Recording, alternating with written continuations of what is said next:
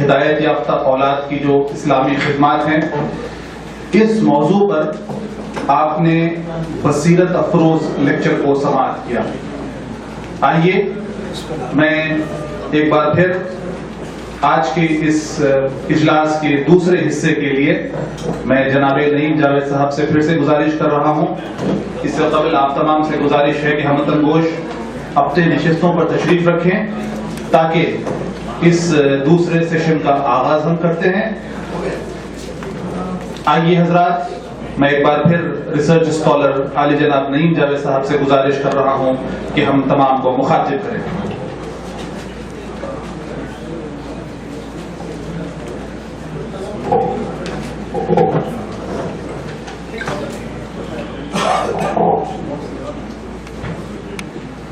بسم اللہ الرحمن الرحیم، نحمد و نصلی علی رسول الکریم، اما بعد۔ محترم خواتین و حضرات، عزیز بچوں، آج کی نشست میں ہم لوگ تیسرے اجلاس کے ایک اہم فیصلہ کن موڑ پر ہیں۔ اس سے پہلے کہ میں مرکزی موضوع پر آؤں، میرے ایک بہت رفیق سفر ہیں۔ ہم نے بڑی علمی اور ادبی سرگرمیاں پچھلے ڈیڑھ دہائی سے ساتھ گزاری ہیں۔ عبدالرحیم صاحب بیچ سے، میں ان کو بعد میں بلاؤں گا ان کی رائے کے اظہار کے لیے۔ انہوں نے کہا کہ آج جب ہم نے یہ سنا کہ دشمنان اسلام کی نسلوں کی دینی خدمات، اسلام مخالف کیمپ کی سرگرمیوں کو اس انداز سے دیکھا جائے کہ ابو جہل کی گھرانے کی کیا قربانیاں ہیں، ابو لہب کی قربانیاں کیا ہیں، یہ نہیں کہ حضرت بلال نے کیا کیا، حضرت خباب بن عرب نے کیا کیا، وہ ایک الگ داستان ہے۔ تو انہوں نے ایک بڑا بارودی جملہ کیا، میں ان کہا اس جملہ آپ کے سامنے رکھتے ہوئے مرکزی موضوع کے ساتھ آؤں گا۔ جب کبھی اسلام دشمن سرگرمیاں میدان میں آتی ہیں، ہندو احیا پرست تنظیمیں آتی ہیں، ان کے منصوبے بنتے ہیں، تو جی یہ چاہتا ہے کہ جسم پہ بم باندھ کے ان کی صفوں میں اتر کے انہیں بلاسٹ کر دیا جائے۔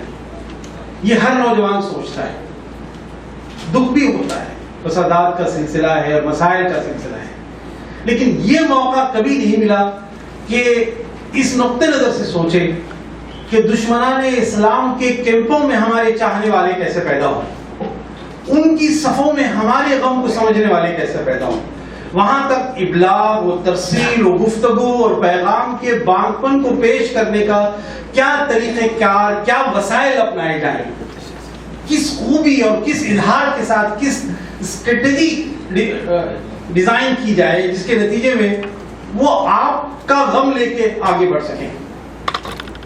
اگر آپ سیرت کو اس نقطہ نظر سے اگر آپ دیکھیں گے تو حضار محفل آپ کے ذہن کی پوری کایا کلپ ہو جائے گی اور آپ اسی آتش فشاں کے چشمے سے ٹھنڈے پانی کے چشمے ابل پڑیں گے اور ایسے نتائج نکل آئیں گے، آپ سوچنے لگیں گے کہ فتح مکہ جو ہے، میں موضوع سے جڑنے کی کوشش کر رہا ہوں، فتح مکہ جو ہے بنو خزاع کے نبی رحمت صلی اللہ علیہ وسلم کے معاہدے کی توسیع کے تحفظ میں ہوا۔ جو تاریخ کا مطالعہ کرتے ہیں وہ جانتے ہیں، میرے سامنے کچھ اسکالرز بھی بیٹھے ہوئے ہیں اور بعض مقررین بھی ہے یہاں پہ، کہ صلح حدیبیہ میں یہ معاہدہ ہوا تھا کہ جو قبیلہ چاہے مکہ کے ساتھ پیس پیکٹ کرے عدم جنگ کا، اور جو چاہے مدینے کے ساتھ کرے۔ تو بنو خزاع کے لوگوں نے مکہ میں رہتے ہوئے کہا کہ ہم تم سے معاہدہ نہیں کریں گے، مدینے والوں سے معاہدہ کریں گے۔ تو مکہ والوں نے نقاب ڈال کر ان پر غارت ڈال دیا اور حج کے کیمپوں میں ان کے آدمی ہلاک کر دیے۔ انہوں نے اللہ کے رسول کے پاس آ کے کہا کہ ہمیں نجات دیجیے، ہمیں اس ظلم و زیادتی سے بچائیے۔ تو اللہ کے رسول صلی اللہ علیہ وسلم نے ڈیلیگیشن بھیجا اور کہا کہ خون بہا ادا کیا جائے، جو طریقہ کار ہے پرامن۔ انہوں نے کہا کہ نہ صرف ہم خون بہا نہیں دیں گے بلکہ ہم آپ کا عدم جنگ معاہدہ پیس پیکٹ جو ہوا تھا صلح حدیبیہ وہ کالعدم قرار دیتے ہیں، آپ نے ہم میں کوئی معاہدہ نہیں، ایک خونی معاہدہ۔ اللہ کے رسول نے کہا کہ اگر تم یہ چاہتے ہو تو ٹھیک ہے، ہم تمہارے صلح حدیبیہ کے معاہدے کے ختم کرنے کے سیاسی فیصلے قبول کرتے ہیں۔ ابو سفیان کا ذکر جب آئے گا تو آپ پڑھیں گے کہ وہ سیاسی بصیرت رکھنے والی شخصیت تھی، انہی کے بیٹے حضرت امیر معاویہ ہیں جن کی تربیت کے نتیجے میں ایک بڑی شخصیت نکل کے آئی۔ ابو سفیان دوڑتے ہوئے آتے کہتے ہیں کہ مکہ کا جو پہلا ڈیلیگیشن آیا تھا جو معاہدہ ختم کرنے کے لیے آیا تھا وہ غلط فیصلہ تھا. دارالندوہ کی مجلس پارلیمنٹ، دارالعجلہ، دارالنصرہ اور تین ہاؤسز تھے اس کے، لوور ہاؤس اور بیچ کا ہاؤس، سب سے بڑا اپر ہاؤس. انہوں نے فیصلہ کیا ہے کہ وہ معاہدہ ویسے ہی رہے گا. اللہ کے رسول کہتے ہیں کہ معاہدہ ہو چکا اور فیصلہ ہو چکا، آپ نے معاہدہ ختم کر دیا. کیونکہ اب اللہ کے رسول صلی اللہ علیہ وسلم کو ایک نئی حکمت عملی، جب تک آپ نے پیچھے کی طرف نہیں دیکھا، مکہ سے حملے نہیں ہوئے تو آپ ادھر روم کی طرف بڑھے، غساسنہ کی طرف بڑھے اور بحرین کی طرف بڑھے.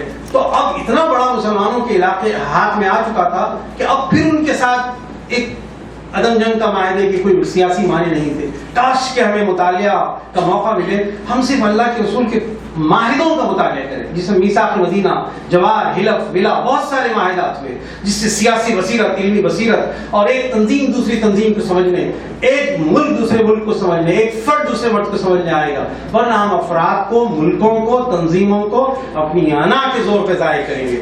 اللہ کے رسول صلی اللہ علیہ وسلم نے کیا کیا؟ ایک مشرک بنو خزاع کے قبیلے کے جان کے تحفظ کے لیے اللہ کے رسول چلے. کبھی کبھی میں اس طرح سے بھی کہتا ہوں، محبت وحی چلے، خلفائے راشدین چلے، صحابہ کی انجمن چلی اور عشرہ مبشرہ چلے، صرف ایک پوجا پاٹ کرنے والے کے جان و مال کے تحفظ کے لیے. مشرکین اور کفار اور برگشتہ لوگ، وحشی لوگوں کے اپنے اپنے مسائل ہیں، لیکن آپ تو ان کے نصیبے سنوارنے کے لیے بھیجے گئے، آپ تو ان کی اجڑی ہوئی تقدیر بنانے کے لیے بھیجے گئے. آپ کا کام تو آخری تک ان کی اپنی کو جنتوں کی بشارتیں دینا اور ایک عجیب و غریب کامیابی کا فلسفہ پیش کرنا ہے. اس منصب سے ہم دستبردار ہو جاتے ہیں جب دشمن کے ہونے والی سرگرمیوں پر وحشتوں کو سامنے لا کے رد عمل کا اظہار کرتے ہیں. ہندوستان میں یوں ہوا، ہمیں یوں کرنا چاہیے. لوگ شاید اعتراض کریں، لیکن میں ایک سیاسی جملہ آپ کے سامنے کہتا چلوں. جب تقسیم کا مرحلہ آیا تو ایک دانشور ہندوستان کے ہندو نے کہا کہ مسلمانوں 1000 سالہ بادشاہت کا تمہارے پاس تجربہ ہے، ہندوستان میں ہندوؤں کا کوئی تجربہ نہیں ہے. 200 سال انگریزوں نے آپ پر زیادتی کی اور آپ دوسری صفوں میں چلے گئے اور ہندو آگے آ گئے. اچھا، اب آپ ایک زمین مانگتے ہیں، آپ ہماری تقدیر نہیں سنواریں گے، ہمیں حکومت کا کوئی تجربہ نہیں ہے.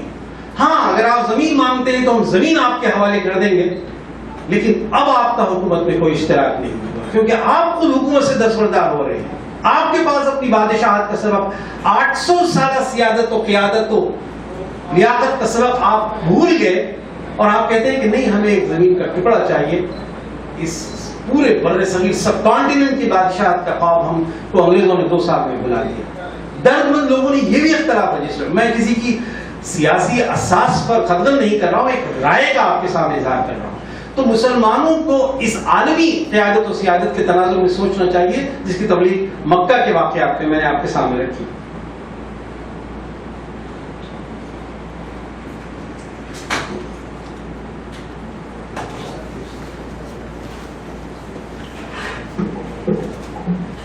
مکہ کی قیادت و سیادت میں کیا تھا؟ فال گری تھی، تعویذ تھی، گنڈے تھے، ڈرا سسٹم تھے جس کو اضرام کہتے ہیں. ترکش میں تیر ڈالے جاتے، نکالے جاتے، مہینوں کے دن کم کر دیے جاتے تھے، کمپاؤنڈ انٹرسٹ لیا جاتا تھا اور اس کو لیڈ کرنا بہت بڑی بات مانی جاتی تھی. اور سٹیزن شپ کے معاہدات تھے جس کے اندر میں نے کہا ایگزٹ ری انٹری کا بھی معاملہ آیا تھا. جب اللہ کے رسول صلی اللہ علیہ وسلم جب طائف گئے تھے تو جب آتے آپ کے پاس ایگزٹ ری انٹری نہیں تھی. اور لوگوں کو یہ غلط فہمی یہ ہے کہ مکہ ایک ملک سمجھتے ہیں. اس زمانے کا نظم و نسق یہ تھا، ہر قبیلہ اپنی ذات میں ایک آزاد تھا. حضرت عمر رضی اللہ تعالیٰ عنہ جب ایمان لائے تو ولید بن مغیرہ خالد کے باپ نے کہا میں جوار کے معاہدے میں اس کو باندھتا ہوں. عثمان بن مظعون رضی اللہ تعالیٰ عنہ نے ایک مرتبہ جب اپنے اعلان کیا تو ان کے بھانجے تھے ولید بن مغیرہ کے، انہوں نے کہا کہ میں اس کو جوار کے جوار ولا کا جو معاہدہ تھا جس کو اللہ کے رسول بدلنے آئے تھے، پیٹرنیج کفالت کا سسٹم، پیسے دے کے لینا. اللہ کے رسول کفیل کو پیسے دے کے طائف سے آئے تھے جس کا میں نے پہلے اجلاس میں ذکر کیا تھا. جب آپ نخلا کے مقام پر آئے تو جب اللہ کے رسول کی کفالت ختم ہو گئی تھی کیونکہ ابو طالب دنیا سے جا چکے تھے، حضرت خدیجہ جا چکی تھی، تب انہوں نے مطعم بن عدی کو اپنی کفالت دی تھی. یہ پامال، یہ گزری ہوئی پراگندہ گندی سیاست سے نکل کے اب مکہ کا لشکر روحانی قیادت کی طرف آ رہا ہے. کیسے آیا میں ایک واقعہ آپ کے سامنے رکھوں گا. وقت فاصلے کے ساتھ آگے بڑھتا ہے.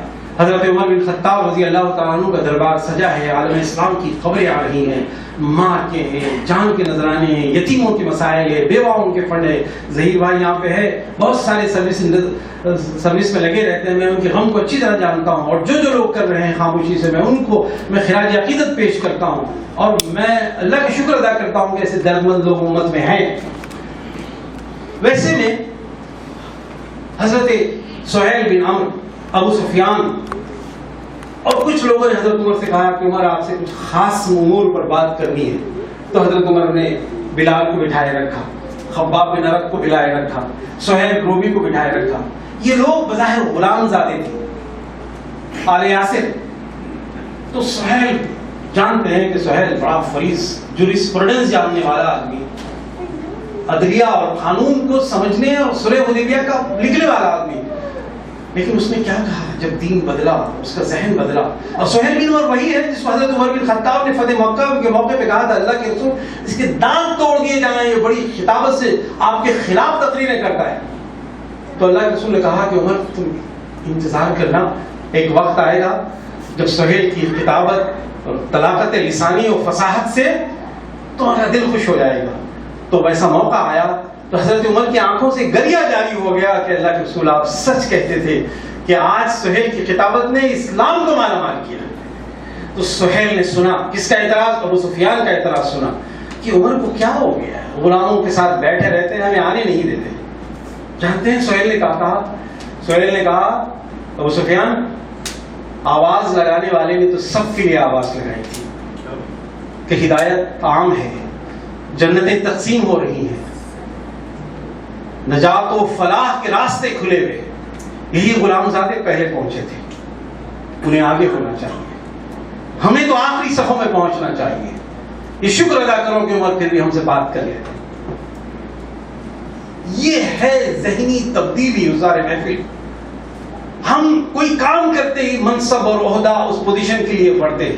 کوئی پوزیشن کے لیے کہ آدمی کام کرتا ہے اس پہ شک ریپ کے کانٹے چبو دیتے ہیں, اس پہ اتہام دشنام اور غلط فہمی کے کیچڑ ڈال دیتے ہیں, قافلے رک جاتے ہیں. کوئی کارواں سے ٹوٹا, کوئی بدگماں حرم سے کہ نہیں ہے میر کارواں میں نہیں خوئے دل نوازی. بہت سارے عوامل ہوتے ہیں جس کے نتیجے میں تحریکیں ناکام ہو جاتی ہیں. بات چلنے کے لیے تو میں بتاؤں کہ علامہ اقبال کہتے ہیں اس موج کے ماتم میں روتی ہے بھنور کی آنکھ جو طوفان سے اٹھی لیکن ساحل سے نہ ٹکرائی. علامہ اقبال کہتے ہیں کہ کئی لہریں کناروں سے چلتی ہیں عزم کے ساتھ, لیکن لوگوں کی سازشوں کا شکار ہو کے مر جاتی ہیں, مٹ جاتی ہیں. آج آپ کو ہم کو ضرورت یہ ہے کہ اس قدر کھلے ذہن کے ساتھ, جس ذہن کو ابو جہل کے گھرانے نے قبول کیا, جب اس بات کو سمجھیں گے آپ تو میں کبھی آپ کے سامنے وہ مطالعہ رکھوں گا جو علامہ اقبال کی ایک فارسی کی نظم ہے, روح ہے ابو جہل در حرم کعبہ, جس کا مطلب یہ ہے کہ ابو جہل کی روح مکہ میں آتی ہے اور آ کے پیش کرتی ہے. آپ جب وہ پڑھیں گے تو آپ کو مہاجر موومنٹ کے مسائل پاکستان کے سمجھ میں آئیں گے, ہندو احیا پرست فیشسٹ تحریک کے سمجھ میں آئیں گے, اور مسلمانوں کی سر پھٹول آپسی مسلک کے مسائل سمجھ میں آئیں گے. ابو جہل کے تمام نعرے آج ہماری جماعتوں, مسلکوں اور کوتاہ نظریوں کا شکار ہے. ابو جہل کہتا ہے کہ ہم نے تو اس کی آواز لگائی تھی, آج مسلمان لگا رہے ہیں. علامہ اقبال نے ابو جہل کو بڑا مقام دیا ہے انٹلیکچولی. کیوں؟ ابو جہل کا کیا نام تھا؟ ابو الحکم. کتنے سے لوگ جانتے ہیں ابو الحکم کو؟ اللہ کے رسول ہمیشہ ابو الحکم کیوں کہتے تھے؟ فیصلہ کرنے والا, فریض آدمی, وزڈم رکھنے والا. اور ہرب الفجار میں اللہ کے رسول کی عمر 16-17 سال تھی, اور ابو جہل اپنے قبیلے میں ولید بن مغیرہ کے علاوہ پیس پیکٹ میں امن بانٹنے والے کی حیثیت میں آیا تھا. ابو جہل نے دعا مانگی تھی, اس کی دعا کو بھی غور کریں. بدر میں اس نے کہا تھا کہ اللہ ان لوگوں کو آج بدر میں ہلاک کرنا جنہوں نے گھرانے توڑے. سیدھی بات تھی, جب کوئی آدمی ایمان لاتا تو گھر سے بھاگ کے آتا. ابو جہل کی دعا کا تجزیہ کریں. ہم صرف کراہیت سے نام لیتے, اختلاف کو اس آبجیکٹیو انداز میں نہیں لیتے, نتیجتاً ہمارے دل چھوٹے ہو جاتے ہیں. اسی طرح ابو جہل کو سمجھنے میں ہم ناکام ہو جاتے ہیں, اس طرح سردار ولبھ بھائی پٹیل اس کی نسلوں کو سمجھنے میں ناکام ہوئے. نتیجہ اس صفوں سے تو اللہ کے رسول اور صحابہ کے انجمن کو بڑے قیمتی آبدار موتی ملے، ہمیں سردار ولبھ بھائی پٹیل کے لوگ نسلوں سے نہیں ملا. کیوں نہیں ملا؟ ہم نے دین کی اس انداز میں تفہیم ہی نہیں کی. میں ایک طالب علمانہ آپ کے سامنے گزارش رکھا ہوں کہ ادعا کی زبان میں دعوے کی دلیل ہونی. ہم نے دین کو اس فریسانہ حکمت عملی سے نہیں سوچا، اس کی اپنی مشکلیں تھی جس کے نتیجے میں دین کا ایک آفاقی پیغام ہم رو کے رکھے. حضرات، پہلے لیکچر میں میں نے کہا تھا کہ 3 پارلیمنٹری ادارے ہوتے ہیں، 3 سیاسی ادارے تھے، دارالعجلہ، دارالاسرہ اور دارالندوہ، اور 3 اداروں کی قیادت تھی. ہم جب کبھی سیاسی تاریخ میں نام سنتے ہیں تو یہ غلط فہمی کا شکار ہوتے ہیں کہ کسی نے آ کے راستہ روکا. ایسا نہیں تھا، وہ پولیٹیکل ریپرزنٹیشن تھا. آس بن وائل، اب ایک نام لو میں لوں، آس بن وائل نخلا کے مقام پہ تھا. وہ وحشی قبیلہ ان کے پاس بھی تھا. اسی کے نتیجے میں ان کے بیٹے عمرو بن عاص جب ایمان لائے تو انہوں نے کیا کیا کارنامے کیے، میں تھوڑا سا ذکر کروں گا آج ان کا. آس بن وائل نخلا طائف سے آج بھی جاتے ہوئے ملتا ہے ہمیں، وہاں پہ نمائندگی تھی. وحشی قبیلہ تھا. اس زمانے میں انہیں جن بھی کہا جاتا ہے، جنوں سے سی طاقت. جب آس بن وائل تو دنیا میں نہیں رہا اور ان کی نسل عمرو بن عاص آئے. میں یہاں پہ ایک واقعے کا ضرور ذکر کرنا چاہوں گا. آس بن وائل کا ایک نواسا ہے عقبہ بن نافع، جو زانوں پہ لوریاں سنتا ہے اپنے نانا کی اور نانی کی. وہ لوریوں میں اللہ کے رسول کو گالیاں دی جا رہی، نفرتیں پھیلائی جا رہی. عزم لے کے جوان ہوتا ہے کہ جب میں بڑا ہو جاؤں گا تو یہ مکہ میں ہونے والے نئے مذہبی سرگرمیوں کے سرغنہ کو مٹا دوں گا. لیکن اللہ تعالیٰ اس کو دین کی حقانیت کا پیغام دیتے ہیں. اٹلانٹک، آپ اندازہ لگائیے، یہ نوجوان کو اگر وقت ملتا تو آج امریکہ کی تاریخ مختلف ہوتی. اٹلانٹک کی جغرافیہ سے ہم واقعی ایک طرف افریقہ لگتا ہے، دوسری طرف امریکہ لگتا ہے. لیکن یہ نوجوان جب گھوڑے پہ سوار ہوتا ہے اور جب سمندر میں تھوڑی دیر تک اترتا ہے تو اس زمانے کی بحری بیڑے اتنے تیار نہیں تھے. حضرت عثمان کے زمانے میں بحری بیڑے تیار ہوئے. حضرت عثمان کے زمانے میں تمام انڈین اوشن میں بحری بیڑے مسلمانوں کے چلتے تھے. وہیں پہ عرب تاجر آئے، وہیں پہ ملابار کے ساحل پہ دین پھیلا. وہیں پہ ہم دنیا کے سب سے زیادہ طاقتور نیوی اور سب سے طاقتور علوم اور وسائل اور سرمایہ رکھنے والی قوم تھے. آج تو رہبانیت اور مختلف کی محدود سرگرمی نے ہمیں وسطوں کو سمیٹ دیا ہے. تو جب یہ سمندر میں گھوڑا ڈال دیتا ہے تو اس کی زبان سے ایک جملہ نکلتا ہے عقبہ بن نافع کے، بار الہ یوں لگتا ہے کہ تیری زمین کی سرحدیں ختم ہو گئی. اگر ہمیں اس بات کا اندازہ ہوتا تو تیرے زمین کے آخری کنارے تک تیرے دین کی وسطوں کو لے کے جاتے. اس کیفیت کو علامہ اقبال نے شکوہ میں لکھا ہے، دشت و دشت ہے دریا بھی نہ چھوڑے ہم نے، بحر ظلمات میں دوڑا دیے گھوڑے ہم نے. واقعہ کسی بڑے اسکالر کا، تفریح، تباہ، انٹرٹینمنٹ کا، ایموشنل ٹریش نہیں ہوتا. ہم تو آسانی سے ریڈ پین لے کے کاٹتے چلے جاتے ہیں، اردو میں کیا رکھا ہے، زبان میں کیا رکھا ہے، شعر میں کیا رکھا ہے. تمام تہذیبی سرمایہ سے ہم گونگے ہو گئے. میں اکثر ایک شعر پڑھتا ہوں کہ جاتی نہیں دماغ سے لکنت خیال کی، جب لوگ سوچتے ہیں پرائی زبان میں خیال ہکلانے لگتا ہے.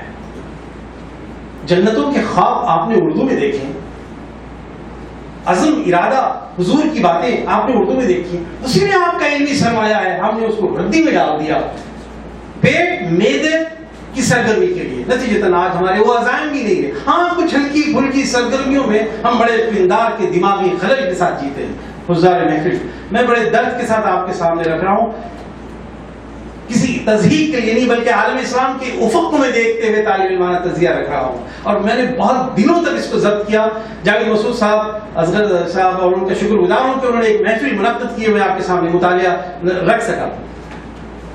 بحر ظلمات کہا جاتا تھا، تاریخ اندھیرا سمندر، بحر اوقیانوس جس کو اٹلانٹک اوشن کہتے ہیں، اس میں یہ نوجوان عقبہ بن نافع. آپ سوچیے کہ یہ نوجوان وہ ہے جو آس بن وائل کے گھرانے کا نوجوان ہے. وہ نوجوان ہے آصدین وائل کا نواسا ہے جس نے لوریاں سنی ہے کہ بیٹا بڑے ہو کے محمد اس کے خاندان کو مٹا دینا ہے. اس نے ہماری پولیٹیکل لیڈرشپ کو مٹا دیا. نہ دارالاسرہ رہا، نہ دارالحجرہ رہا، نہ دارالندوہ رہا، بلکہ سیدھا سیدھا مدینۃ النبی کی ایک یثرب کی بستی کا ایک نیا شہر بنا. اور حلف ولا جوار 3 معاہدات میں پیسے بٹورے جاتے تھے، مال اکٹھا کیا جاتا تھا، جس طرح رفاقت میں ہوتا ہے. اس کو مواخات کا ایک نیا نظریاتی معاہدہ دیا، بھائی چارگی کا معاہدہ. آپ پیس پیکٹ کرنا چاہتے ہیں، دوست سے دوست کی مدد کرنا چاہتے ہیں، انسانی مواخات، ایک نیا معاشرہ. وہ تمام محرومیوں کو دیکھ کر جو لوگ اس کے باوجود بھی ایمان لائے، ان کے یہ کارنامے ہیں.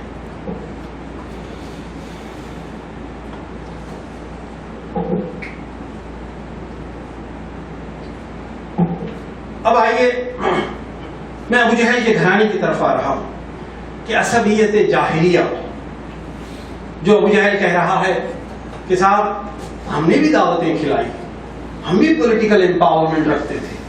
بنو مخزوم نے کوئی چھوٹا کام نہیں کیا، رفادہ بھی تھا، سقایا بھی تھا. میں پہلے اجلاس میں ان کی پولیٹیکل ڈسٹریبیوشن کی ذکر کیا تھا. لیکن یہ کیا ہوا کہ انہیں نبوت کا اعلان کیا، اور ہم کہاں سے نبی لائیں گے؟ انہوں نے یہ سمجھا کہ یہ پولیٹیکل امپاورمنٹ کی لیڈرشپ کی سرگرمی ہے. دردمندانہ سوز و گداز انسانوں کے نصیبے سنوارنا، لات و منات و عزا و حبل سے سجدوں سے نکال کے خدائے نگارندہ ہے و آثار و آنات کائنات کے پھیلے ہوئے خدا کے سامنے بندوں کا سر بلند کرنا، یہ اتنی بڑی بات سمجھ میں نہیں آئی. تو اس نے اعتراض کیا، اور آپ اس کو خراج عقیدت اس انداز میں دیکھیے کہ اس نے کہا کہ میں جس نظریے کو مانتا ہوں اس پہ جان دے دوں گا. اس نے جان دی. لیکن اس کے نظریے کے باوجود آپ دیکھیں اس کے گھر کی طرف چلتے ہیں ابو جہل کے، اور مسلمانوں نے کیسے اس کے گھر میں نفوذ کیا. ابو جہل کا نام کیا ہے؟ عمرو بن ہشام.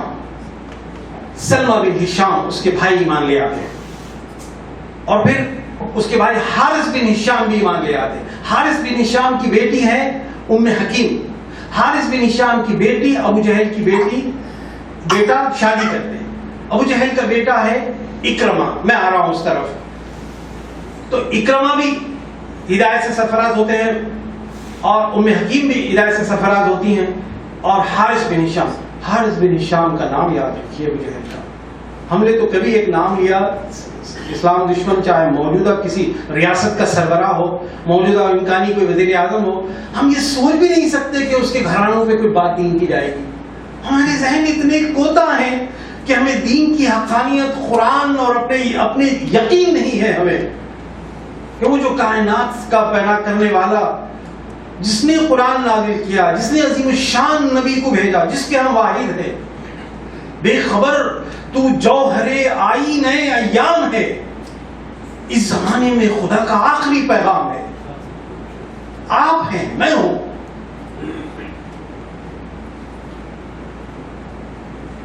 صورتحال یوں ہے کہ فتح مکہ کے موقع پہ جب اللہ کے رسول نے اعلان امن کروا دیا، تب سب لوگ امن کے نتیجے میں پرامن ہو گئے. کہا، کئی اعلان کیا اللہ کے رسول نے، جو گھر میں رہ جائے انہیں امان وغیرہ وغیرہ وغیرہ. ویسے میں اکرمہ افراد کو لے کے آ کے لڑائی لڑتے ہیں، اور پھر اپنے ہی کچھ لوگوں کو ہلاک کر کے چلے جاتے ہیں. اکرمہ جب آ رہے ہیں، خالد بن ولید تو پہلے ایمان لا چکے ہیں. اللہ کے رسول نے کہا، خالد جاؤ اس طرف سے فوجی چوکی کرو. تو خالد نے ایک جملہ کہا، اللہ کے رسول مجھے اجازت دیجیے کہ میں اس پہاڑی کی طرف جاؤں. کیوں؟ کہا کہ اکرمہ کا دوست ہوں، میں جانتا ہوں کہ کس پہاڑی سے آئے گا. اللہ کے رسول مسکرا کے کہتے ہیں کہ ضرور جاؤ، جس طرف تمہارا ذہن رسائی کر رہا ہے. دوسری پہاڑی کی چوکی پہ جاتے ہیں، اکرمہ لوگوں کو لے کے آتے. پھر لڑائی ہوتی ہے، خالد کی تلوار کے نتیجے میں ان کے لوگ مارے جاتے ہیں، اور اکرمہ بھاگتے ہیں، جدہ کے ساحل سے نکلتے ہیں، کشتی میں سوار ہے. اور کشتی میں جیسا طوفان آ جاتا ہے تو وہاں پہ لوگ کوئی لات و منات و عزا و حبل ودہ یغوث نصر کسی دیوی دیوتاؤں کو نہیں پکارتے. وہاں پکارتے ہیں کہ اے اللہ ہمیں بچانا، اے اللہ ہمیں بچانا. اس طوفان میں گھرا اکرمہ سوچ رہا ہے کہ میں بھاگ کر آ رہا ہوں، کس خدا سے بھاگ رہا ہوں. وہاں تھا تو اللہ کا ذکر ہوا جو بچاتا ہے، طوفان میں ہے تو کسی بھی دیوی دیوتاؤں، وسیلے، پیر درگاہوں کو اور مرنے والوں کو کسی کو نہیں پکارا، سیدھا پروردگار کو آواز دی. تو جیسا طوفان تھما تو انہوں نے کہا کہ کشتی واپس لو. جب تک ایک منظر یوں ہوتا ہے کہ ام حکیم اللہ کے رسول صلی اللہ علیہ وسلم کے پاس آتی ہے. ام حکیم ان کی بیگم ہے، حارث بن ہشام ابو جہل کے بھائی کی بیٹی، اپنے باپ کے ساتھ آتی ہے، ایمان قبول کرتی ہے اور اللہ کے رسول صلی اللہ علیہ وسلم سے ایک چھپا ہوا وعدہ لیتی ہے کہ میں ایک شخص کے لیے آپ کی امان چاہتی ہوں کہ وہ آئے گا تو آپ اس کو امان دیں گے. امان نہیں تھی کیونکہ اعلان امن کے بعد وہ آیا اور حملہ کیا اور ہلاک کروا دیا، پیس پروسیس کو ناکام کیا. وہ میں حکیم جانتی تھی کہ مسئلہ سنگین ہے اور اللہ کے رسول سے کہتی ہیں کہ میں وعدہ آپ سے لینا چاہتی ہوں. تو اللہ کے رسول کہتے ہیں کہ امان ہے، تم جس کو امان دو گی ہم وعدہ کرتے ہیں کہ اس شخص کو امان دوں گی. یہ ڈھونڈتے ڈھونڈتے خبر ملتی ہے کہ اکرمہ وہاں چھپے ہوئے ہیں. ان کو جا کے کہتی ہیں کہ تم چلو میں تمہیں امان دلا چکی ہوں. اکرمہ تذبذب کی کیفیت میں اللہ کے رسول صلی اللہ علیہ وسلم کے پاس آتے ہیں. انہوں نے اپنے ارادوں کو ٹوٹتے ہوئے دیکھا، اپنے ایمان کی کیفیت کو متزلزل ہوتے ہوئے دیکھا. انہوں نے مسلمانوں کی پے در پے شخصیت کو دیکھا. انہوں نے خالد بن ولید کے جو خط لے کے ہونے والے مکالمے کو دیکھا. آپ کو یاد ہے عمرو بن موضوع بدل رہا ہے. عمرو بن عاص نے خالد اکرمہ سے ایک دن کہا کہ تم دیکھ رہے ہو کہ ہمیں کتنی بری ناکامیاں ہو رہی ہیں، یہ وقت آ گیا ہے مائگریٹ کرنے کا، ہجرت کرنے کا. ہم بھی ہندوستان میں ہونے والے مسائل سے ہجرت کرنے کے لیے چلے جاتے ہیں. وہ بھی یہ سمجھ رہے تھے کہ یہاں پہ خوشحالیاں نہیں ہیں، سیاسی قیادت نہیں ہے، میں حبشہ جاؤں گا. بادشاہ نجاشی اصفہانی میرا دوست ہے، وہ اٹھ کے گلے لگاتا ہے، میں اس کی تفصیل میں نہیں جاؤں گا.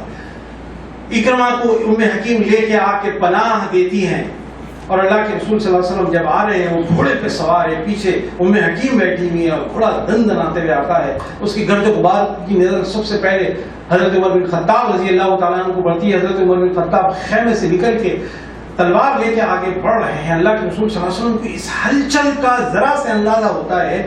آپ اس انداز سے اٹھتے ہیں کہ آپ کی پیشانی، آپ کے کاندھے کی چادر گر جاتی ہے اور اس کے بعد اللہ کے رسول کہتے ہیں کہ مرحبا بالراکب المہاجر، اے پردیس خوش آمدید پردیسی سوار، یعنی جو چلے جانے والا. آپ دیکھیے آپ نے یہ نہیں کہا کہ ابو جہل کے بیٹے، امت کے فرعون کے بیٹے. آپ نے یہ کہا کہ لمحے پہلے فتنہ و فساد کرنے والے بیٹے، یاد رکھو آئندہ کبھی نہ کرو. تمبی و تانا و تشنی کے بغیر تو ہم بات ہی نہیں کرتے. اللہ تعالیٰ ہمیں وہ نور نبوت میسر فرمائے کہ ہم زندگی میں اپنے آپ پہ کام کر سکیں.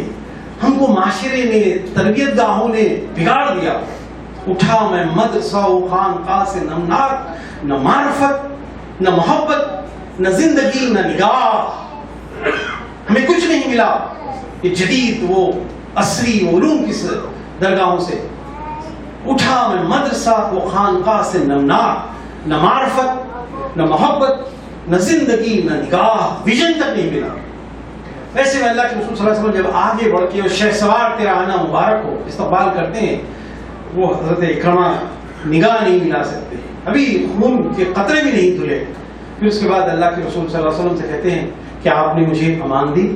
اور بڑا اچھا جملہ ہے، وہ اپنی بیوی کو اشارہ بتا کے کہتے ہیں کہ یہ کہتی ہے کہ آپ نے امان دی. تو اللہ کے رسول کے چہرے پہ کوئی سابقہ سرگرمیوں کے کوئی تاثرات نہیں ہے. ایسے ملتے ہیں جیسا کہ بیٹا واپس گھر آیا ہے، ایسے ملتے ہیں جیسے کہ شفیق باپ کا باپ جس طرح سے استقبال کرتا ہے.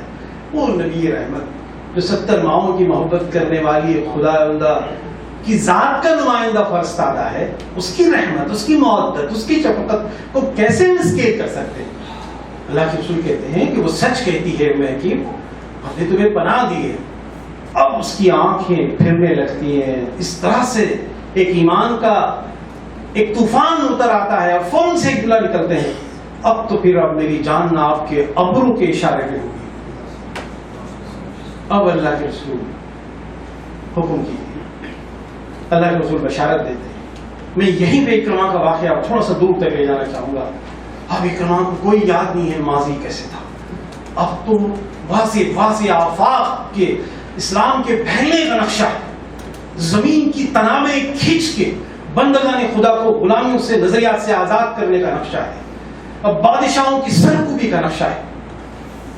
آخر میں یرموک کے مرحلے پہ، اجنادین کے مرحلے پہ خصوصاً ایک ایسا موقع آتا ہے کہ جو مسلمان چاروں طرف سے کھل جاتے ہیں اور جنگی پڑاؤ میں جہاں گھمسان کی لڑائی ہو رہی ہے، خواہشان جنگ ہو رہی ہے، زخمی اور نیم جان 3 افراد گرتے ہیں.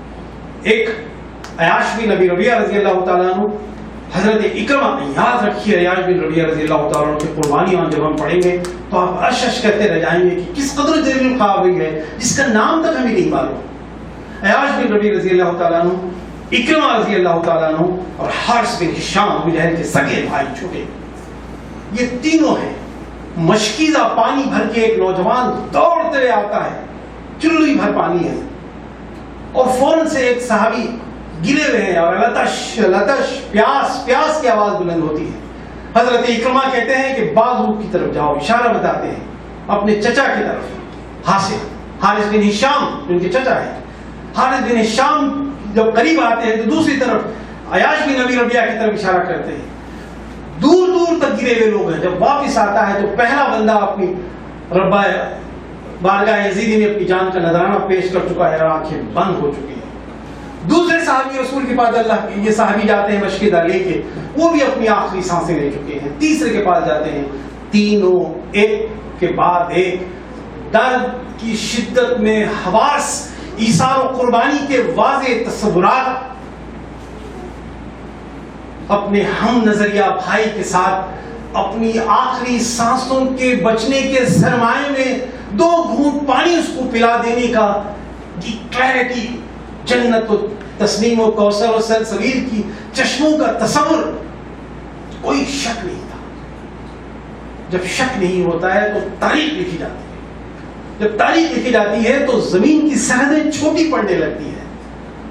ہم عقبہ بن نافع کے بحر الکاہل میں، بحر اوقیانوس میں سمٹ آئے ہماری اپنی شاہی اور عجیب و غریب سرگرمی کے نتیجے میں، ورنہ زمین کی تنابیں آج بھی آپ کے دین محمدی کے پیغام کی ترسیح کے لیے ترس رہی ہے.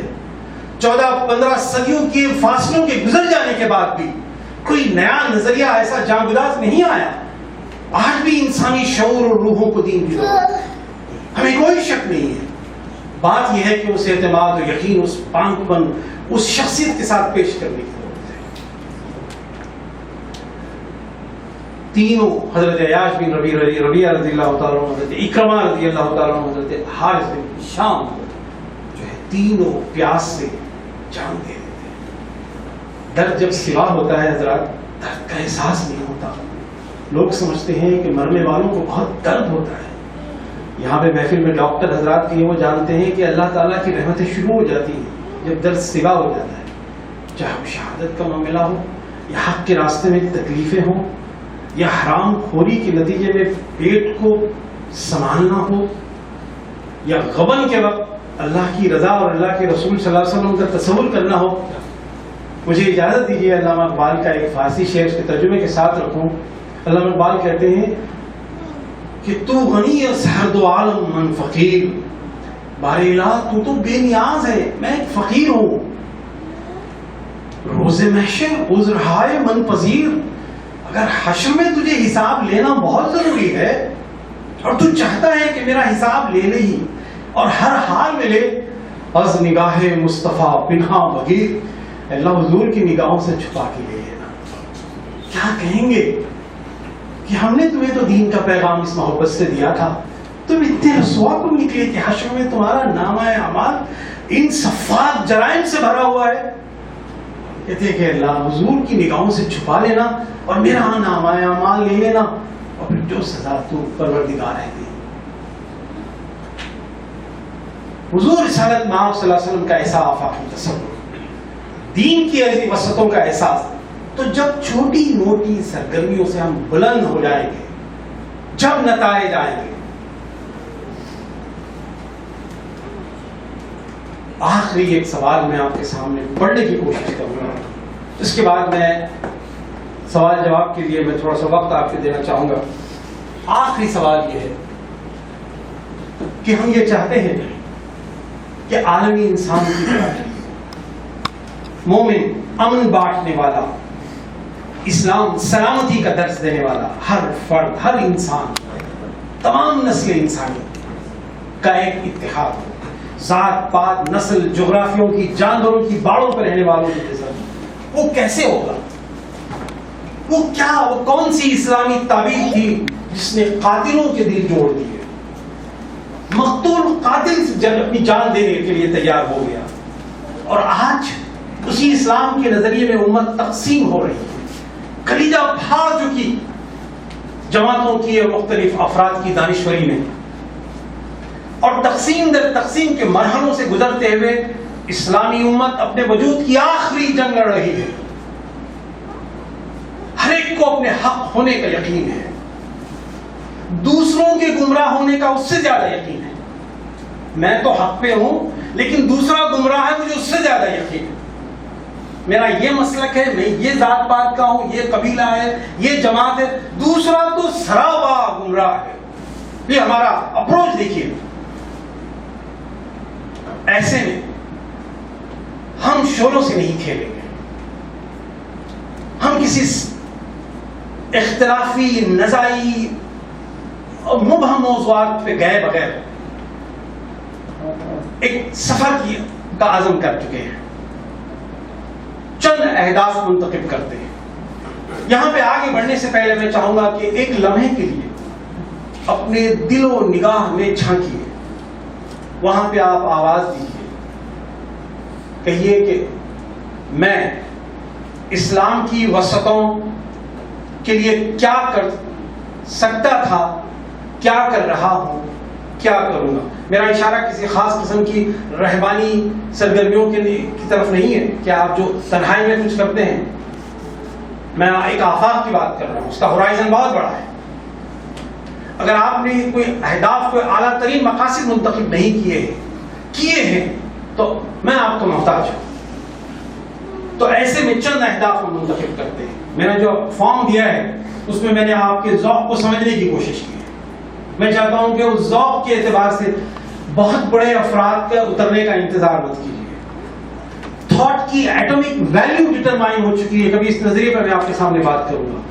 150 افراد مل جائیں تو ایک بہت بڑے نابغیر روزگار جینیس آدمی کی کمی کو پورا کیا جا سکتا ہے۔ چند اہداف ہم منتخب کرتے ہیں اور نتیجہ خیز کوشش کرتے ہیں۔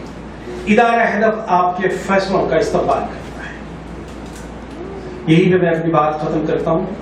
یہاں پہ تھوڑا سا سوال و جواب کا میں وقفہ دینا چاہتا ہوں، اور جن لوگوں سے تکلف شرما حضوری سے فارم فل اپ نہیں کیا ہے وہ آزاد تو ہیں، لیکن میری گزارش یہ ہے کہ وہ فارم کو ایک نظر دیکھ لیں، اور اس سے بہت بڑا نقصان نہیں ہوگا، کیونکہ اس سے ہم نے کچھ سنجیدہ عزم کیا ہے۔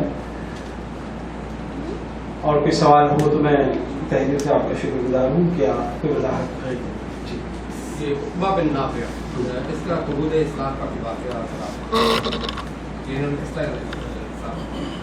یقین حالات اسلام۔ میری آرزو یہ ہے کہ ایک ایک صحابی پر الگ الگ سے بعد میں تفصیل لیکچر جیسا کچھ اگر ہو تو کریں گے انشاءاللہ۔ عقبہ بن نافع آپ ذہن میں رکھیے، یہ تابعی ہے۔ یہ اسلام کو سمجھنا ہے تو ہم اکثر سیرت کے 23 سالہ دورانیے پہ اپنا سانس ٹوٹ جاتی ہے، لیکن اس کی توسیع کو سمجھنے کے لیے ہم اکثر المغازی کے باب پڑھتے ہیں، جس کو ہم جنگوں کا باب پڑھتے ہیں، اجنادی ملیو وغیرہ، اس کے محرکات کو نہیں پڑھتے اور ملتا بھی نہیں ہے، معنی کو وطن کے درمیان ڈھونڈنا پڑتا ہے۔ تو صدیق اکبر، فاروق اعظم، علی وغیرہ کے ان کے جب واقعات آپ پڑھیں گے تو اس کے اندر دستوں کی تشکیل میں جو افراد آگے بڑھیں گے وہاں پہ آپ کو سمجھ میں آئے گا کہ یہ تیار نوجوان ہے وغیرہ اس طرح سے، اور بہت سارے اہم واقعات آپ کو ملیں گے، لیکن آپ کو واضح طور پر اسلام کا ایک نئی جغرافیہ بناتا ہوا ایک پروگرام ملے گا۔ آپ کے ذہن میں اسلامی نئی جغرافیوں پہ پہلنا، آپ کے ذہن میں اسلام کی صحابہ اکرام کے انجمن نے جو کام کیا گیا وہ ہے، تو آپ سب تیل تال میل شروع ہو جائے گا ذہنی طور پر۔ جی جی، سے پہلے کے بھی لیکچرز میں حج کا ذکر ہوا، یعنی کہ نزول اسلام سے پہلے حج ہوتا تھا، لوگ آتے تھے، وہ کس طرح کا حج تھا؟ وہ کیا مطلب وہ ایکٹیویٹی تھی کیا جو لوگ حجاج سے پیسے لیتے تھے؟ تیرتھ یاترا ہوتی تھی۔ اچھا، اس کے اندر دیوستھانوں میں، اس لیے اقبال نے کہا نا کعبے پاسباں مل گئے کعبے کو صنم خانے سے، لات بنا تو اصاف و نائلہ دو دیوی تھے. اصاف صفا پہ تھی, نائلہ اصاف صفا پہ تھا, نائلہ مروہ پہ تھی. زانی مرد وہاں جاتا تھا, زانی عورت ادھر جاتی تھی, اس کے طواف کرتی تھی. بہت ساری سرگرمی میں انسانی معاشرے کی عام سرگرمیوں کے لیے کوئی فکس سولوشنز تھے. بپتسمہ کے جیسے سولوشن دوسرے مذاہب میں ہیں. ہر پوجا, آپ قرآن کی آیتوں نے 6 بتوں کا نام محفوظ کیا ہے. میں قریب اس آیت کا آپ کے ساتھ ذکر کر رہا تھا. بت پرستی بڑی درد مندانہ محبت سے شروع ہوئی حضرات. ہم حقارت سے نہ دیکھیں کسی انسانی سرگرمی کو.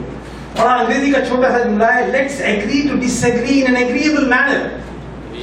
ہم آخری حصہ چھوڑ جاتے ہیں, ایگریبل مینر بھول جاتے ہیں. ایگری ٹو ڈس ایگری شروع ہو گیا. تو دیوی دیوتاؤں کی جو سرگرمی ہے وہ بڑے پیار سے شروع ہوئی تھی, لیکن فسادی کہیں اور پہنچ گئے. جی, تو جو کچھ ہوتا تھا وہ کچھ وہی ہوتا ہے جو آج ہمارے اسلامی معاشرے میں بھی ہوتا ہے. جی جی جناب. سے جو بنو ثقیف سے جو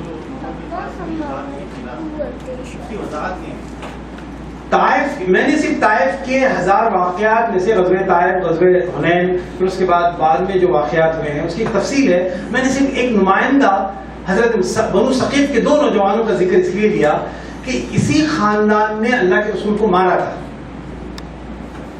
اور آپ ہم بر صغیر کے مسلمان محمد بن قاسم کو کیسے بھول سکتے ہیں؟ بنو ثقیف کا تھا.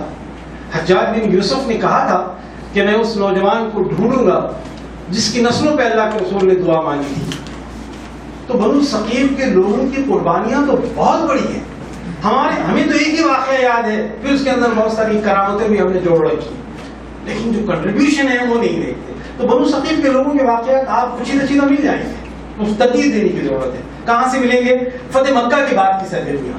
ان کا ڈیلیگیشن آتا ہے, اللہ کے رسول سے کہتے ہیں کہ ہم شراب نہیں چھوڑیں گے. اللہ کے رسول کہتے ہیں ٹھیک ہے. کہتے ہیں کہ ہم وہ نہیں چھوڑیں گے. ٹھیک ہے. ایک بات کو قبول کرتے ہیں, ایمان لاتے ہیں. اس کے بعد ان کی زندگی میں تبدیلی آنی شروع. تو بنو ثقیف کا بڑا اثار ہے. تو آپ کو ایک تفصیل سے استیاب پڑھنے کی ضرورت ہے. حضرت مسعود بھی ہیں وہاں کے, خدر صاحب ہیں. عبد الیعلیل کے بچوں نے مارا تھا, ان کی نسل ہے. جی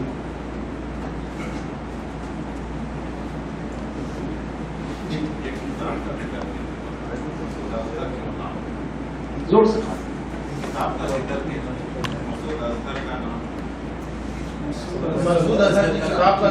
ہاں, جناب مسعود اظہر صاحب کی کتاب ہے فصاحت نبوی صلی اللہ علیہ وسلم, جو آپ کو پاکستان میں ملے گی. اس کو 1990 میں پاکستان کا صدارتی خطاب ملا. سیرت میں بہت ساری کتابیں ہیں, اس کے اندر تھوڑا سا 300 صفحے کی کتاب ہے. اس میں فصاحت نبی صلی اللہ علیہ وسلم کے, اللہ کے رسول نے جو ریٹورک ڈیوائسز استعمال کیے ہیں, جس انداز میں آپ نے گفتگو کی ہے, جہاں وقفے دیے ہیں لفظوں کے اندر, اس کا ایک تجزیاتی مطالعہ ہے. وہ آپ کو بہت ساری کتابوں میں مل جائے گا. اگر کسی کے پاس رسول نمبر ہے جو 13 جلدوں میں ہے, جو ایک جلد اتنی ہے, میرے پاس بھی ہے, تو اس میں بھی آپ کو مل جائے گا. تو بہت ساری کتابوں میں مل جائے گا فصاحت نبی صلی اللہ علیہ وسلم. اس کے اندر ایک تجزیاتی مطالعہ ہے جس کو خصوصاً علامہ جاحظ کو بڑا کوٹ کیا اس نے. علامہ جاحظ وہ تھے جو تھوڑا سا دہریے جیسے آدمی تھے, انہوں نے بڑا تنقید کیا اللہ کے رسول صلی اللہ علیہ وسلم کی. تنقید کے معنی نیگیٹو نہیں ہوتے, جو اردو نہیں جانتے غلط فہمی کا شکار ہوتے. کریٹیکل انالیسس کیا, لٹریری انالیسس کیا, اور بڑا اچھا کام ہے.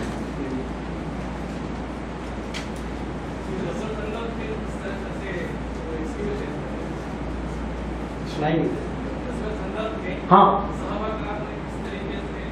غزوہ خندق کے مطالعے کی ضرورت ہے. میں نے کہا نا کہ جس دن خندق کا مطالعہ پیش کروں گا اس دن آپ کو کیلکولیٹر لانے کی ضرورت پڑے گی. وہ میں اسکوائر فٹ کے اعتبار سے بتاؤں گا کہ کیسے خندق کھودی, اور میں کچھ سوالات آپ کے سامنے رکھوں گا.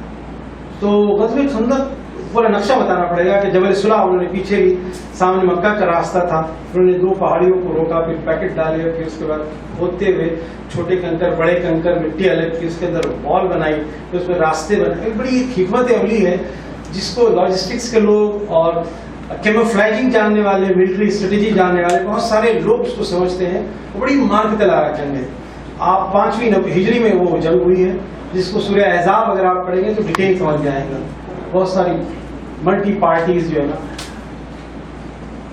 آج کے موضوع سے کوئی سوال اگر ہو تو جی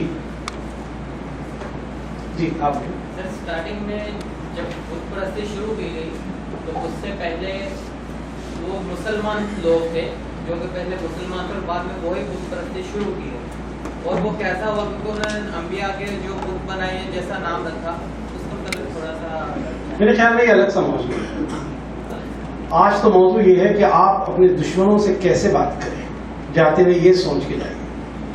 آپ اپنے اختلافات کو اپنی ذات تک رکھتے ہیں کیا نظریے کے لیے سمجھوتا کرتے ہیں، خاندانی سطح پہ، برادری کی سطح پہ، جماعتی سطح پہ، مشرکین اور کفار ظالم لوگوں کے سطح پہ. یہ موضوع کو ضائع ہونے والی ہے.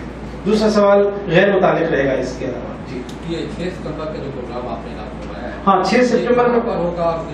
6 سپٹمبر میں پروگرام آپ کے تعاون اور فیڈ بیک کی بنیاد پر میں موضوع کا تعین کروں گا. جیسا کہ میں نے آپ کے سامنے رکھا ہے کہ میری خواہش یہ ہے، ہمارے احباب کی ہدف کا ارادہ یہ ہے کہ اس ادارے سے اسپیکرز، رائٹرز اور لیڈرز ڈیولپ ہوں. یہ ادارہ میں نہیں ہوں.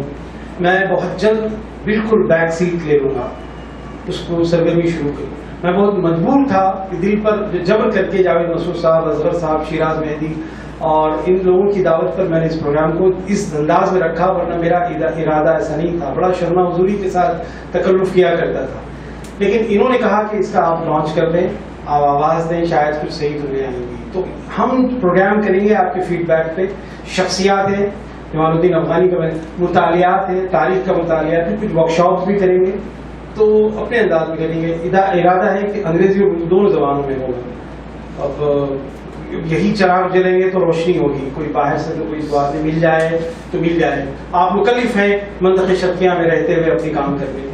تو وہ پروگرام کیا ہوگا، اس کا ٹاپک کیا ہوگا، کہاں ہوگا، آپ کی ای میل سے بتا دیا جائے گا. آپ کے فارم کے فیڈ بیک کی بنیاد پر طے کریں گے. اس میں اخباریات بھی ہے، جمال الدین افغانی، سر سید، ان کی شخصیات کا ذکر بھی ہے، اور مختلف حکومتوں کا ایک تجزیہ. اور عنقریب جبیل کے بھی میرے معزز مہمان وحید لطیف صاحب آئے ہوئے ہیں اور حلیم صاحب آئے ہیں. جبیل میں بھی ہمارے پروگرامس ہوتے رہتے ہیں، میں آپ کو اس کی بھی ترغیب دیتا ہوں. جی بیس آپ جتنی ہسٹوری سنا ہے ابھی اسلام کی، اس بیسس پہ انڈیا میں خاص طور پہ جو اینٹی مسلمس ہوتے ہیں یا جو تھاٹس ہوتے ہیں، تو اس طرح ہمیں کیسے رکھتے ہیں؟ مسلمان اور عیسائی دو قوم ایسے ہیں کہ جب واحد متکلم کے سیلر میں فرسٹ پرسن سنگولر میں آپ بات کریں گے تو اس کی نظریاتی شکست ہو جائے گی، آئیڈیالوجیکل ڈیفیٹ ہو جائے گی. جو دعوت کا اور گفتگو کا تجربہ رکھتے ہیں وہ جانتے ہیں کہ زندگی میں ایک آدھ ہی سوال رہتا ہے بت پرستوں کے پاس. سوال کے اطراف ایک جالا بنا ہوا رہتا ہے. اس کی ایک تجرباتی سرگرمی ہے. میں آپ کے سامنے بات رکھوں گا. آپ کو لوگوں سے ملنا ہے، ان پر اثر ڈالنا ہے، ان کو اپنا نور دینا ہے. آپ کی زندگی فرد کی، رسموں کی، شادیوں کی، طریقے کی مختلف ہونا ہے تاکہ آپ کی مریم کو نجات نہ ملے بلکہ سیتا اور ساوتری بھی آپ کے بعد زبان میں سوچ کریں. ایک نئی کلچرل سیٹنگ کی ضرورت ہے، ایک نئی رسومیات کی ضرورت ہے، ایک نئے خوشی. اور اگر میں آپ کو 2 لفظ دے دوں تو میری زندگی کا نچوڑ ہے. غور سے سنیے تھا. خوشی کیسے منائیں، غم کس بات پہ کریں، اس کو سمجھ لیجیے. زندگی کی تمام خوشیاں اور تمام غم کی گتھیاں سلجھ جائیں. غم کیوں منائیں؟ اس نے کہا میں ناراض ہو رہا ہوں. اس کو اینالائز کیجیے. میں ایک بنگلہ بنے نیارا پہ خوش رہتا ہوں. میں چلا چٹی پارٹی شادی برات پٹاخوں شب برات پہ خوش رہتا ہوں. تو خوشی اور غم 2 لفظ سمجھیے، اس کی توسیع کیجیے. انسانی زندگی کا صحیح غم آپ کو سمجھ میں آئے گا، صحیح نجات. اس کی ایک نظریاتی توسیع کی ضرورت ہے. بہت بڑا دیکھیے، میں نے پہلی نشست میں بھی ایک معروضہ رکھا تھا کہ نبی برگشتہ انسانیت کو جوڑتا ہے. صالح لیڈر آپ کی طرح جو ہندوستان میں کے بارے میں سوچتا ہے وہ موجودہ اسلامی معاشرے کے ساتھ ایک تال میل پیدا کرتا ہے. تو دونوں کی حکمت عملی تھوڑی الگ ہوگی. منون سیرت کی سے آپ کو راس فائدہ نہیں ہوگا، لیکن اس نور سے ایک اپنی راہ تشریح کر سکتے ہیں. ایک بڑا کام ہے اور بہت آسان بھی کام ہے، کیونکہ آپ کی پشت پر قرآن، سیرت اور آپ کا اپنا راستہ کھلا ہے. जन्नतों का रास्ता। जी मैं आज के प्रोग्राम के नाज़िम जनाब शिराज मेहदी से इल्तिमास करता हूँ कि वो आए। एक आखिरी सवाल अगर मैं जी आखिरी सवाल जी। ये इसकी यूनिवर्सिटी के लिए जो एसोसिएट मेंबर करना तो पहले अगर मुझे थोड़ा सा आता है अहकाम के बारे में वो हम आइंदा करेंगे। आपसे हमने सिर्फ ओपिनियन ले ली है, फिर उसके बाद एक अलग से आपकी मीटिंग बुलाएंगे, फिर आपसे पूछेंगे कि आप क्या चाहते हैं, क्योंकि हमारी ख्वाहिश ये है कि यहाँ पे एक फर्द का कोई सज्जादा नशीन न हो कि मैंने बनाई है और ताहयात मैं ये रहूँगा, ऐसा नहीं। इसमें उम्मत के लिए फ़ायदा मंद शख्सियात के गौहर पारों को उम्मत के दरवाजे पे दस्तक दे देकर अपनी भी साथ भर जितनी मेरी हैसियत है उसमें लोगों को जमा करके उनकी एक हदीस का जुमला मैं बाद में रखूंगा, लिमा खुलिक़ लहू दुस्रुन, जिस काम के लिए जो फर्द पैदा हुआ है इरफान ज़ात, वो काम उसके लिए आसान है। हम आपसे पूछेंगे कि आप क्या चाहते हैं, तहरीर, तकरीर, लिखना, पढ़ना, मौज़ूआत, तो उस एतबार से हम एक ग्रुप बनाएंगे कि उसकी तरबियत करेंगे। इसके बाद जहन साजी का सिलसिला वर्कशॉप और एक्सटेंशन लेक्चर्स का होगा। मैं दूसरी जमातों के जिम्मेदारों को भी बुलाऊंगा और उनके जरिए से भी ये काम होगा। जहन साजी के नतीजे में अहदाफ के टारगेट्स और प्रोग्राम बनाने के नतीजे में उसके एग्जीक्यूशन के नतीजे में मंजरनामा बदलेगा। ये सीधा सदफ है। जी जनाब इल्तिजाम।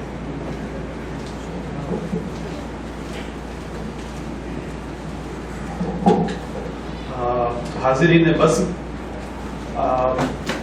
बरसों की तहक़ीक़ और दहाइयों के हुसूल इल्म का निचोड़ मोहतरम नईम जावेद साहब का आज का तौसीई लेक्चर था। ये कोई शुबे की बात नहीं है कि मंतिक़े अशरक़िया में रहने वाले हम लोगों के लिए ये बायस इफ्तिखार भी है और ये खुशनसीबी की बात है कि जनाब नईम जावेद साहब जैसे रिसर्च स्कॉलर हमारे दरमियान हैं और हम आपके लेक्चरों से इस्तिफादा हासिल कर रहे हैं। आइए हजरात, कहते हैं कि बंदे और खुदा का रिश्ता मजबूत होता है दुआ के जरिए, और उर्दू शायरी में दुआ और मनाजात की बहुत हसीन और जमील शायरी हुई है। खुद जनाब नईम जावेद साहब आपकी मुनकसिरुल मिजाजी है कि खुद को शायर नहीं कहते हैं, लेकिन आज मैं उबैद हसन इब्न नईम जावेद से गुजारिश करता हूं कि आपकी ही लिखी हुई मुनाजात हम तमाम के सामने पेश करें। उबैद हसन मुनाजात, उसके बाद मैं अस्सलाम वालेकुम ख़वातीन हज़रात, एक दुआ आपके सामने पेश करता हूँ। जैसा कि आप जानते हैं, दुआ एक ऐसी चीज़ है जो दिल से निकलकर ज़ुबान से पहुँचने से पहले खुदा तक पहुँचती है। आइए दुआ सुनिए। उन्वान मासूम दुआएं। मासूम दुआएं लब पर हैं, अश्कों से वज़ू में करता हूँ मैं, दस्ते दुआ फैलाए हुए रहमत को सदाएं देता हूँ। शैतान के लश्कर चारों तरफ अब घात लगाए बैठे हैं, तू भेज फरिश्ते रहमत के, मैं अर्श को तकता रहता हूँ। बेदीन फिजा है अब हर सो, ईमान पे डाका डाले हैं, किरदार बना दे ए मौला, माहौल बनाता रहता हूँ। अब मगर सिखाया जाता है और झूठ पढ़ाया जाता है, तू हर्फ सिखा दे सच्चे मुझे, मैं मकतब मकतब फिरता हूँ। ये अक्स व सदा के बाजीगर, आरी है हया से जो यकसर, आवाज से दागा करते हैं, मंजर से जलाया जाता हूँ। वो वक्त न आए मेरा वतन, चौपाल बने गद्दारों की, हूँ मेरी ज़बां को लफ्ज़ अता, मैं प्यार के नग़्मे गाता हूँ। तारीख के रोशन नक्श मिटे, शहकार खंडर अब होने लगे, कर मुझको अता तू ऐसा हुनर, मैं मिटता उभरता रहता हूँ। मरीख हुआ तस्खीर मगर, वीरान हुआ दिल का नगर, मैं तेरी ज़मीं पर बोल तेरे हर एक को सुनाता रहता हूँ। मैं तेरी ज़मीं पर बोल तेरे हर एक को सुनाता रहता हूँ। इस दुआ की खातिर जनाब नईम जावेद साहब।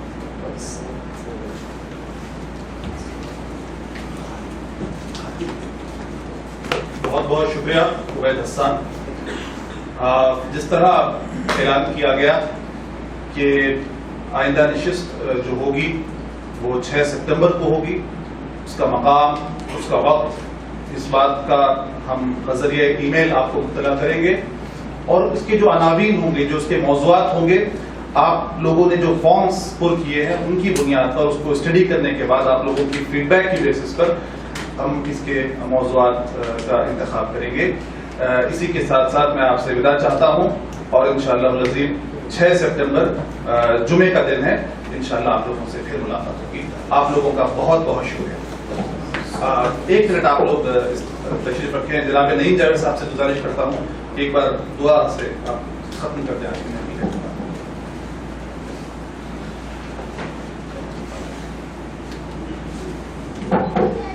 ہو چکی تھی آج عظیم بھائی نہیں ہے، ورنہ میں ان سے درخواست کرتا ہوں اللہم صلی علی محمد وعلی آل محمد وبارک وسلم۔ بارے الہ، ہم تیری رحمت کی طلبگار ہیں۔ اے اللہ، ہمارے ذہنوں کی الجھنوں کو، ہمارے خیال کی وحشت کو آپ ہم سے زیادہ جانتے ہیں، اس میں اصلاح فرما۔ یا اللہ، ہماری شخصیتوں میں اسلام کا بانگ پن ڈال دے۔ اے اللہ، ہماری شخصیتوں میں اسلام کا سچا حسن ڈال دے۔ اے اللہ، ہم اس انداز میں جئیں کہ ہم ایمان کی طاقت کو دنیا کے سامنے بتا سکیں۔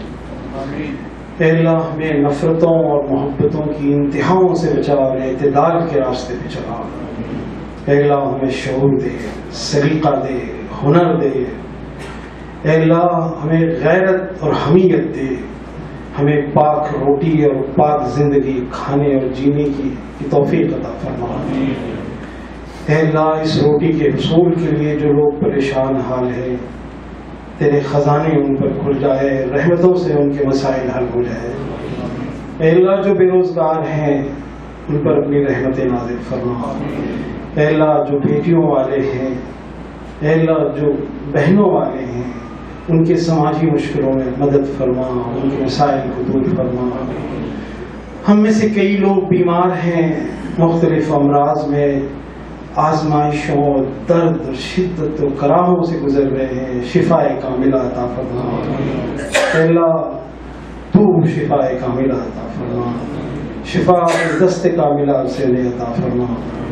ہمیں سے جو لوگ قید میں ہیں اللہ، کسی طرح سے ہجرت کے حوالے سے، غلطی سے، بے جرمی کی سزا گزار رہے ہیں، انہیں اپنے وطن عزیز تک پہنچا دے۔ اے اللہ، پریشان حالوں کو پریشانیوں دور فرما، غم زدوں کے غم کو دور فرما، ہمیں حوصلہ عطا فرما، ہمیں ہمت عطا فرما۔ اے اللہ، ہمیں اپنی خاص رحمتیں، اپنے نور سے، ہدایت سے سہارا دے کہ ہم تیرے پیغام کی تاثیر کو دور دور تک پہنچا سکیں۔ وآخر دعوانا الحمدللہ۔ Thank you.